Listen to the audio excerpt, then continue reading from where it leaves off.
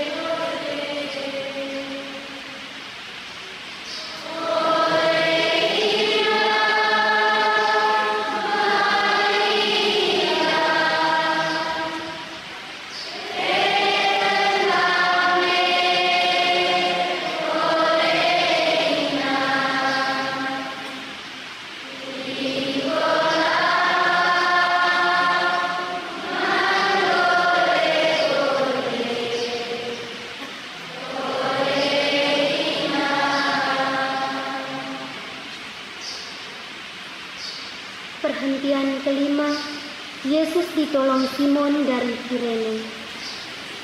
Kami menyembah Dikau ya Tuhan dan bersyukur kepadamu.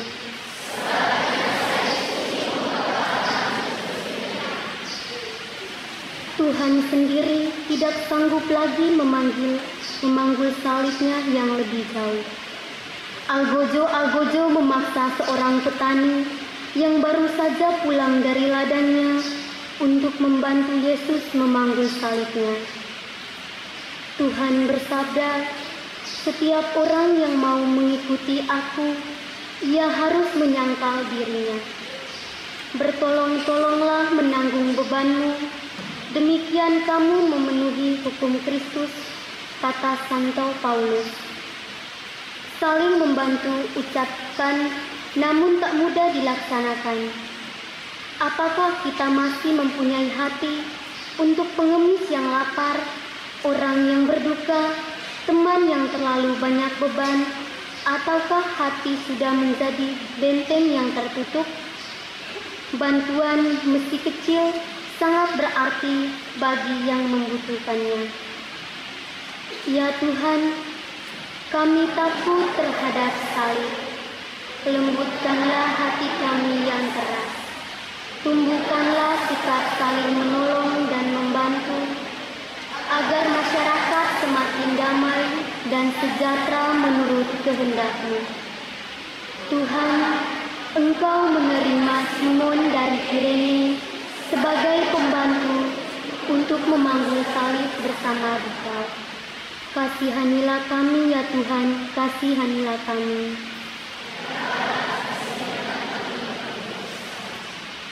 Perhentian ke-6. Veronika mengusapi wajah Yesus. Kami menyembah Dikau ya Tuhan dan bersyukur kepadamu.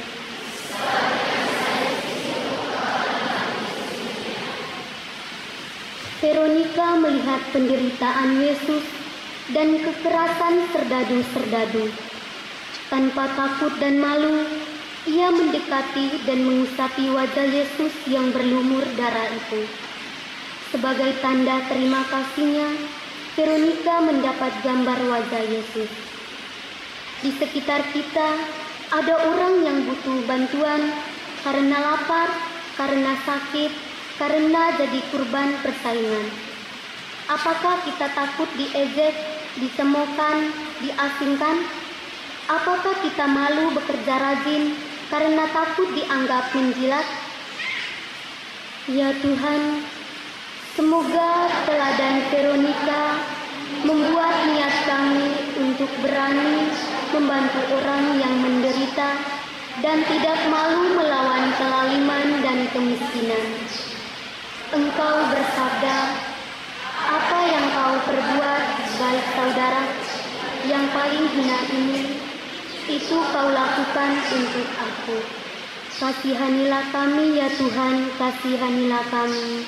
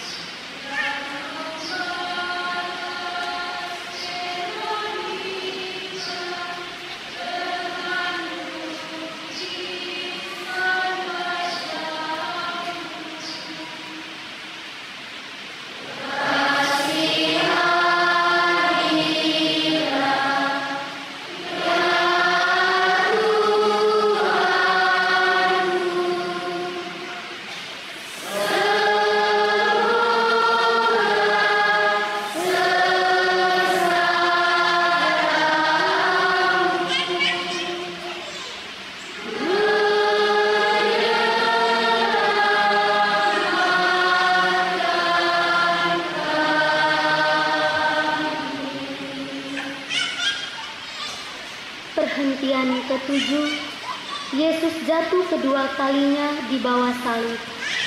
Kami menyembah Dikau ya Tuhan dan bersyukur kepadamu.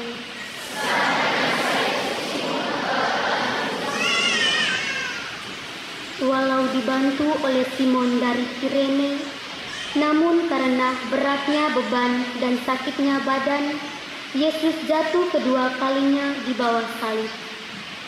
Lebih menyedihkan dari yang kalinya, namun dengan tenaga yang masih tersisa, Yesus berusaha berdiri kembali untuk menyelesaikan kurbannya. Dengan enak, kita jatuh kembali dalam kesalahan dan dosa yang sama. Kita tidak tekun untuk bertahan dalam niat yang baik. Namun Tuhan tidak suka dengan orang yang puas dengan diri sendiri. Masih banyak yang harus kita bereskan dalam diri kita, dalam keluarga, dalam masyarakat dan negara kita. Masih banyak soal untuk mewujudkan kesejahteraan antara kita. Ya Tuhan, karena kami membuat kesalahan dan dosa yang sama, maka Engkau jatuh lagi. Berilah kami semangat untuk mulai berubah diri dan mengambil langkah yang perlu untuk menghindari terjadinya kesalahan yang merugikan Dikau dan sesama. Kasihanilah kami ya Tuhan, kasihanilah kami.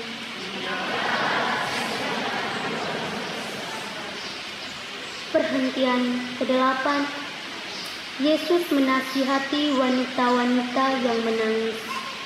Kami menyembah Dikau ya Tuhan dan bersyukur kepadamu.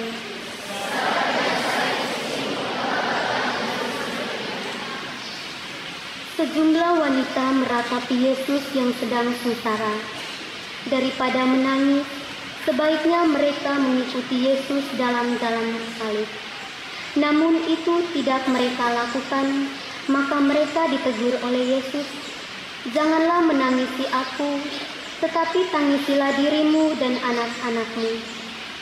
Tuhan menunjukkan betapa Ia lebih menghargai karya dan amal daripada kata-kata dan air mata yang mengaruhkan.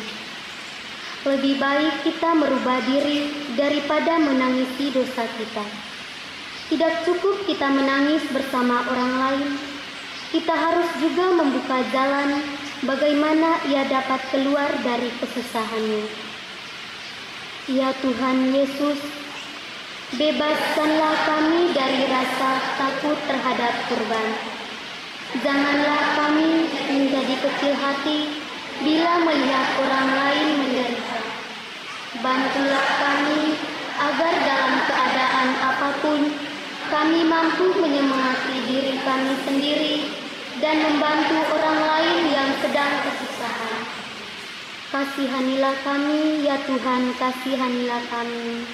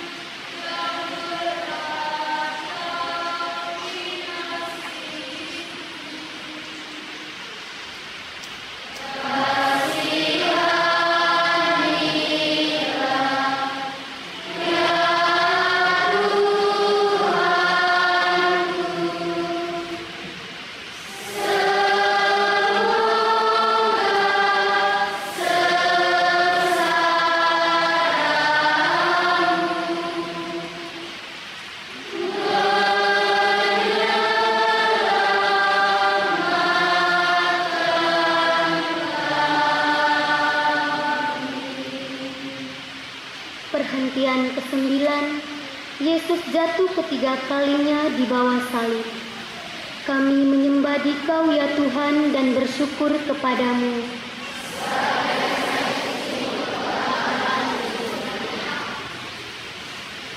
Puncak gunung Golgota sudah nampak. Yesus sudah kehabisan tenaga sama sekali. Karena berat penderitaannya, Yesus jatuh tersungkur untuk ketiga kalinya. Namun, ia tidak mau menyerah. Demi cintanya kepada Bapa dan manusia, ia ingin menyelesaikan tugasnya. Untuk pendosa yang tidak mau bertobat, ia menderita untuk membuka jalannya kembali kepada Bapa. Maka kami berusaha bangun lagi dan berjalan terus.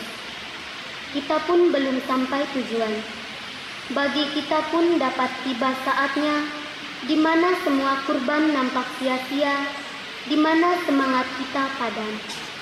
Namun tidak ada derita tanpa arti bagi orang yang percaya kepada Kristus.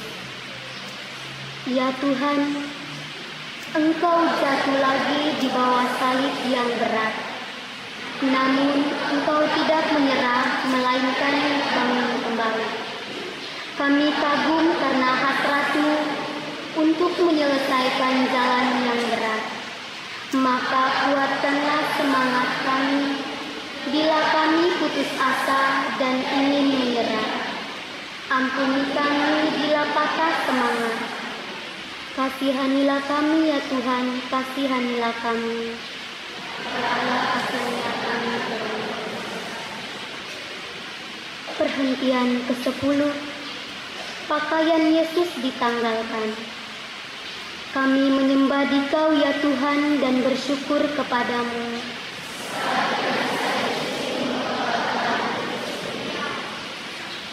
Sesampainya di Bukit Golgota, Yesus disiapkan untuk disalibkan. Serdadu-serdadu secara kasar sekali melancarkan penghinaan yang paling keji, menanggalkan pakaian Yesus di muka umum, dan luka-luka bekas penderaan mulai berdarah lagi. Apakah kita berbuat lebih baik bila kita menghina orang lain, menceritakan kelemahan orang lain? Apakah kita tidak menghina Tuhan bila kurbankan kemurnian tubuh kita? Tuhan menderita karena kita tidak punya perasaan malu. Ya Tuhan, dalam hidup Engkau telah menunjukkan kepada kami betapa tinggi bagimu nilai tubuh manusia. Ajarilah kami untuk lebih senang berkurban dan mati raga daripada hidup enak-enak dan menyalahgunakan tubuh kami untuk mencari kenikmatan jasmani semata. Kasihanilah kami ya Tuhan, kasihanilah kami.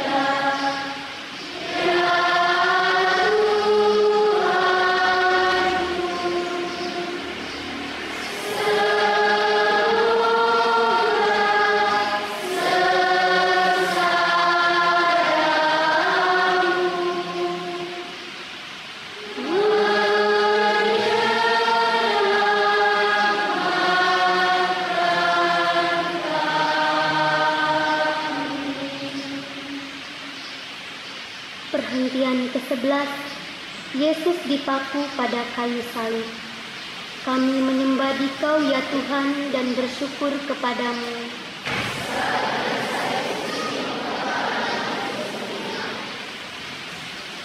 Tibalah saat yang paling ngeri. Para algojo mencampakkan Yesus ke tanah, menebusi tangan dan kakinya, kemudian memakunya pada palang penghinaan. Setelah itu, mereka menegakkan salib itu. Tanpa mengeluh, Yesus mendoakan para algojo, "Bapa, ampunilah mereka, karena mereka tidak tahu apa yang mereka perbuat." Kita pun sering terikat pada manusia, pada suatu tugas yang tidak enak, maka kita lari daripadanya. Namun Yesus menjadi pengikut berarti ikut dipaku di salib. Sanggupkah kita menyelesaikan tugas kita? Tuhan, menjadi pengikut-Mu tidak mungkin setengah-setengah. Engkau ingin memberi kekuatan pada kami untuk menanggung segala yang tidak enak, untuk mengikuti Dikau secara konsekuen. Tuhan, kami lemah.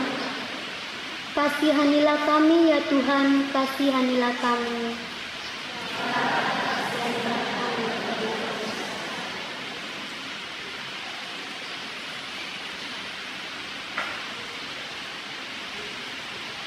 Perhentian ke-12, Yesus wafat di salib. Kami menyembah Dikau ya Tuhan dan bersyukur kepadamu.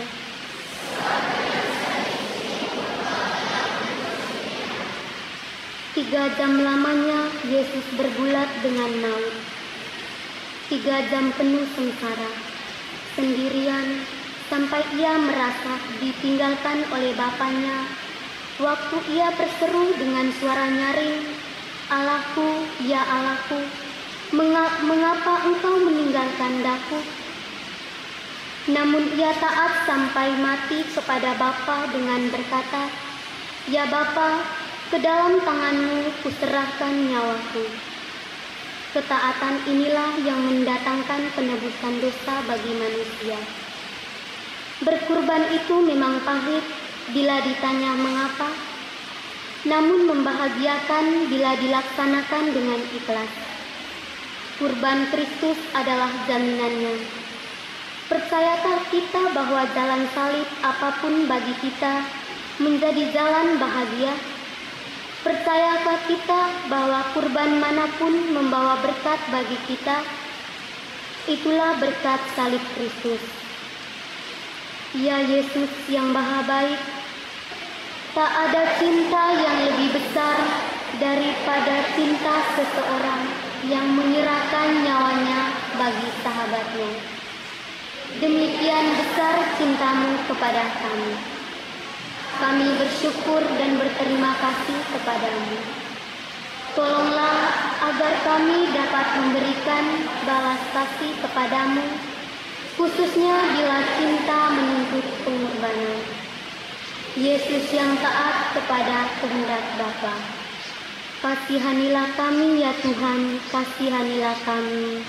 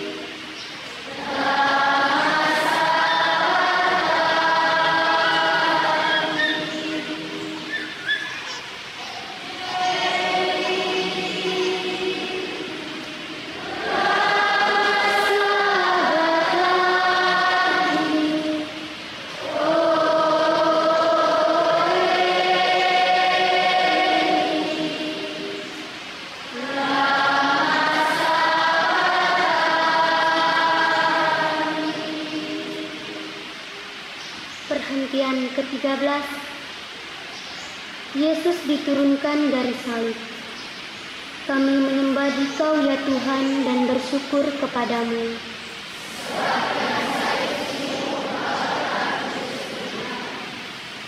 Maria ikut menderita bersama putranya.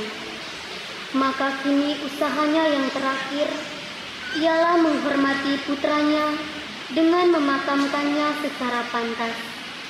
Maka Yusuf dari Arimatea menurunkan Yesus dari salib dan membawakannya pada pangkuan Maria bundanya.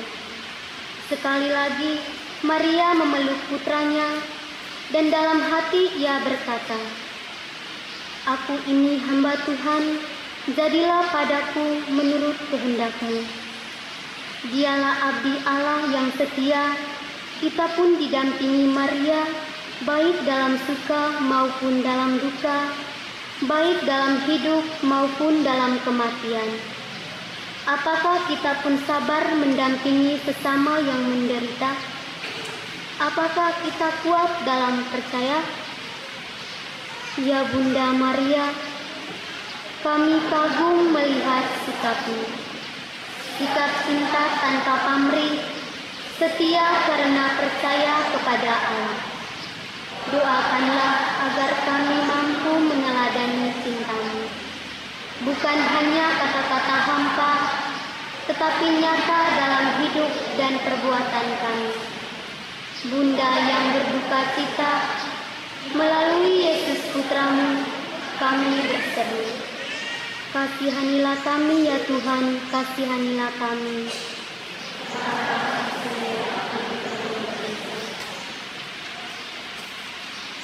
Perhentian ke-14. Yesus dimakamkan. Kami menyembah Dikau ya Tuhan dan bersyukur kepadamu.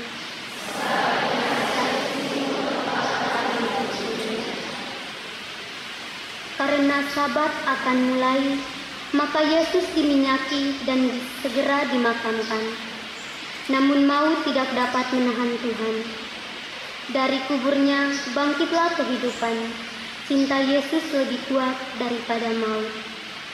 Kalau biji gandum tidak jatuh ke tanah dan mati, ia tinggal sendirian. Namun bila ia mati, ia berbuah banyak. Bagi kita orang Kristen, maut tidak boleh menakutkan. Bila kita mengikuti Yesus pada jalan salib hidup kita, maka ia akan menyediakan pula bagi hari Paskah yang cerah. Ya Tuhan, Engkau sendiri juga ingin merasakan kegelapan makam seperti nasib kami sendiri. Kuatkanlah kami yang belum mengalami kebangkitan, agar berharap meskipun masih gelap, percaya kepada Dikau yang sudah bangkit, meskipun kami masih di jalan salib. Dikaulah Raja dan Penebus kami. Kasihanilah kami ya Tuhan, kasihanilah kami.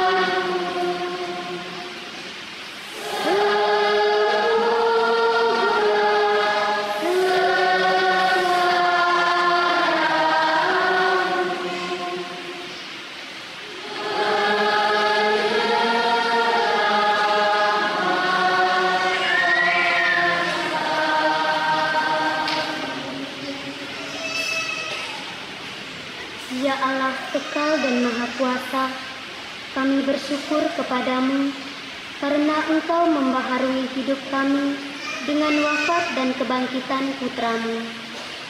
Kuatkanlah kami agar kami dengan mengikuti jalan salib putramu menjadi rela untuk memanggul salib dan setia dan tekun serta rela mengabdi kepada Dikau dan sesama.